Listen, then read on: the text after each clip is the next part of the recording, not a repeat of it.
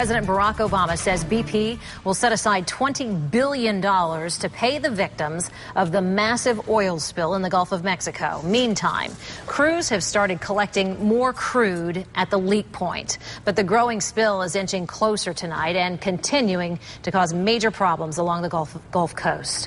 One of the hardest hit areas is Orange Beach, Alabama. Jay Gray is there tonight with the very latest. Good evening. We've had a bit of rain here today, but that's not the only thing keeping people off of the beaches here. In fact, it's not what most say is ruining their summer vacation. Because of the oil, it's not the view or visit most had planned. There's a little in the water, globs around, and it's washed up on the beach. Along Orange Beach, Alabama, there are more people searching for tar balls than searching for shells. Once you're picking up shells up in the bottom there, you'll have that red film on the shell? On your hands. In the wake of his Oval Office address, President Obama met with BP executives today at the White House, outlining new cleanup and compensation plans. And I'm absolutely confident BP will be able to meet its obligations to the Gulf Coast and to the American people. But many along the Gulf Coast say the time for talk has ended. It ain't what you say, it's what you do.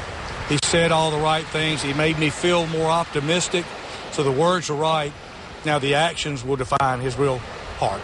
There is a bit more action at the spill site today. A secondary containment system has been attached to the failed blowout preventer, and crews plan to start burning off 5,000 to 10,000 additional barrels of oil a day.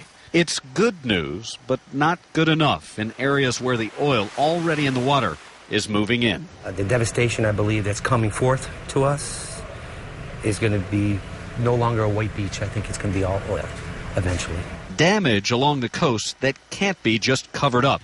And there are already signs, so many signs, that seem to indicate the effects of the spill will linger.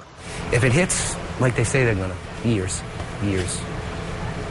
And most believe several more years before things begin to get back to the way they were before the spill. In fact, many business owners here along the Gulf Coast say they've given up on this summer, and they're already worried about next year. In Orange Beach, Alabama, Jay Gray, WPTV News Channel 5.